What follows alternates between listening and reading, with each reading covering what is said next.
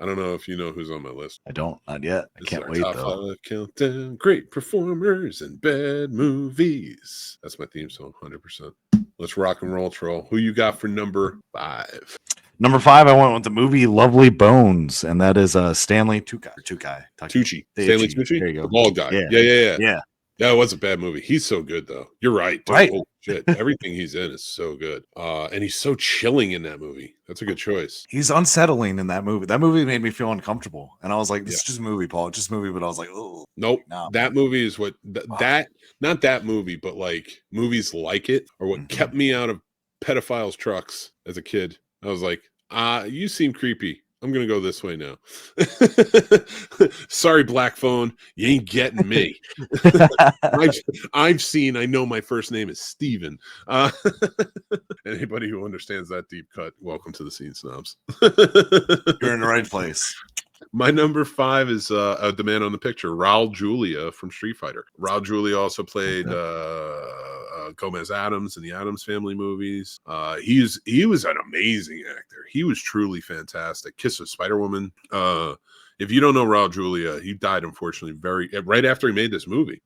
Street Fighter. Right after he made Street Fighter, he died of cancer. So rest in peace, man, because he was such a fantastic actor. He has a really good movie where he played a Catholic priest at the Vatican who was smuggling Jewish people into the Vatican to get them away from, it depends on who you ask. Some people will say the Pope had like instructed them to do it, but I don't know if that's true or not, but like he was the priest that was doing it during World War II. And they made a really good movie about it. And he did it. No, I'm sorry. That's the wrong movie. That was Gregory Peck. His movie where he plays a Catholic priest was about the missionary priest for the Catholicism. And I know for a top 5, you guys don't give a shit about this, but in I think it was Argentina, and he gets assassinated in it. It's a really compelling story. I got those two mixed up. They are fantastic movies. On next episode, I'll find out the name. But Raul Julia was just a truly great actor. And he made that Bison was cool in that movie. He made that movie cool. So yeah, that was my number 5. Number 4, who's your number? Suicide Squad, because I didn't really care for that movie, and I went with Margot Robbie. Yeah, she was good in it. That first movie. I liked the second one. I liked it. A lot of people, I think, give it a little more shine than it deserves, but I do like.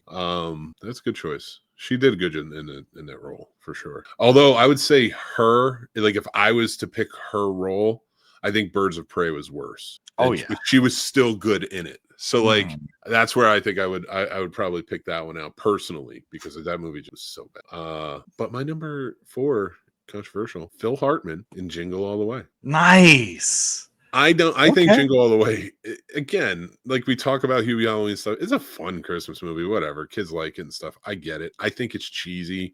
It's not one of my staples I need to watch every year. I care less, but Phil Hartman in that movie is on point. He's perfect. He adds a perfect heel to Schwarzenegger's babyface. I just think his performance in that just like slaps. It's perfect. Yeah, that's right. I'm using slaps now. I'm going with it. Deal with it. And you're going to deal with it with me. You know who else slaps? My dad. No, I promise you, I'm just having fun Friday. All right, number 3. It's going to be the Hillary Swank, the next Karate Kid, and it's going to be Pat. Oh, I just forgot his last name. Pat Morita? Yep, Pat Morita in that one because I couldn't stand the one with Hillary. Nah. Yeah, he does. That third one and that fourth one were tough, but he did a great job in those movies. Like he knew the character. And that guy, I mean, he was nominated for Mr. Miyagi in the first one for Academy Award. That drunken scene where he's, talking about his family, a brilliant act, brilliant. Of course, it's no collision course. Another deep cut for you. Again, if you know that one, we can be friends. Number 3 on my list is Angela Bassett in Vampire in Brooklyn. Ooh, I love it. It's a dumb movie, Wes Craven movie, Eddie Murphy, tons of other actors. Worth a watch, I think, personally. Good horror comedy. And a good horror comedy for me. And I think true horror heads will really appreciate it. But Angela Bassett delivers like a great performance in it. That woman can't give a bad performance. Like she's always just like on point. So I love her. Yeah. That's all right. What's your number 2? It's going to be The Devil's Advocate. I went with Al Pacino. Hardline disagree with you. I think it's a good movie? Advocate is so good. Damn. I love that movie. I've been thinking about watching that movie for like 2 months solid, and I've seen it a dozen times. Like, I will watch it again. I think that, I mean, it's out there, but as like a horror type thriller, suspense thriller, I think it's so good. Oh my god! And his speech at the end, It's Al Pacino. Thank you. That's what I'm saying. Keanu is good in it when he's like, "I don't lose, I never lose," and he's like lost everything. He lost his wife. It's like, dude, you just gave up everything. It's such a good movie. I love The Devil's Advocate. No, it's fine. It's your choice.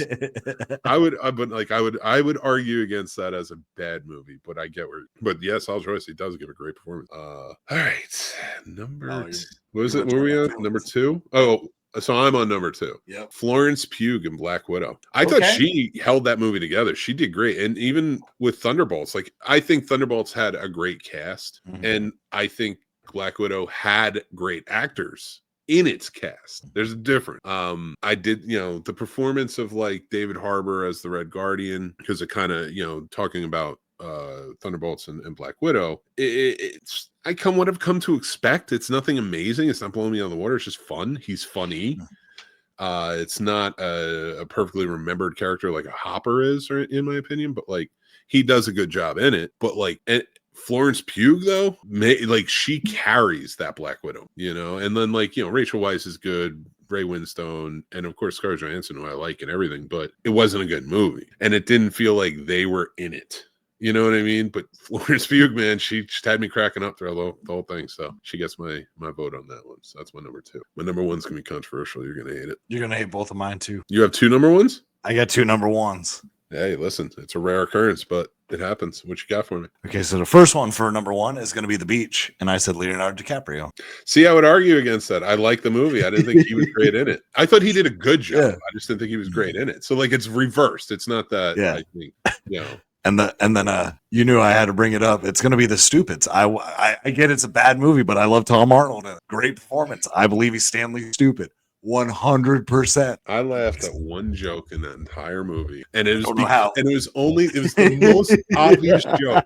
You know what pisses me off is like I laughed at it hard in that movie too, and I laughed at nothing else in that movie. Nothing. I was so mad to have to watch that. That was one of the movies, because it was that and then something else you chose we had to watch. That's what made Casey quit. He was like, no, I'm out. He's like, I don't want to watch these bad movies anymore. I was like, oh shit. But The Stupids, when he's got to chase them and he looks at the bike, or no, he looks at the car. No, he looks at the bike and he goes, 2 wheels, 4 wheels. 4 wheels are better than 2. And you think he's going to take the car, but he takes rollerblade because it has 8 wheels. Yes, sir. That's the only thing that made me laugh that entire movie. So but you called it a stupid movie, and I appreciate that, because I know that was hard for you. So I appreciate that, and I appreciate your number 1s. My number 1 is I don't know how anybody who listens to the show for more than like a year doesn't know this, but it's Taylor Swift in the movie Cats. She was the best part about that movie. I didn't even think about now, I'm not trying to Dave Portnoy this or anything. I'm not 5'5", so I don't try to worry about all that stuff. But like, I'm not super in love with Taylor Swift. I joke about it and stuff, but like, her singing was good in it. The scene was like majestic. It was fun. So like, in an arguably terrible movie where all of the actors who I like in the movie are bad, she pulled off a really good cat. I should have gone musical. Could have said like Jeff Goldblum and fucking Wicked. Boom. You just hate Wicked. I didn't think I do. I personally don't think he was bad. I just didn't. No, he was good in it. That's what I'm saying. He was a good actor. Oh wait, no, yeah, you hate Wicked. That's what. Bad movie. Yeah, I'll tell you what. That sequel to it, though, I was like, I'm kind of like, this back half doesn't seem great. The first half wasn't great. Like, it's a train. That's fair. I dug it though. I thought I liked the first part. You hated it so much, but I'm not gonna take anything away from you, because I'm not like emotionally invested into Wicked. You know what I mean? That's for you, Matt. I still hate worst movie you ever gave me as a friend. Matt is a lovely gentleman that we know whom every week, like clockwork, watches Wicked on Sundays at 6 p.m. I don't know why. It's just become sort of a tradition, and he masturbates. So it's been like a wild ride the whole time. So that's our top 5, though. Thank you guys for joining in.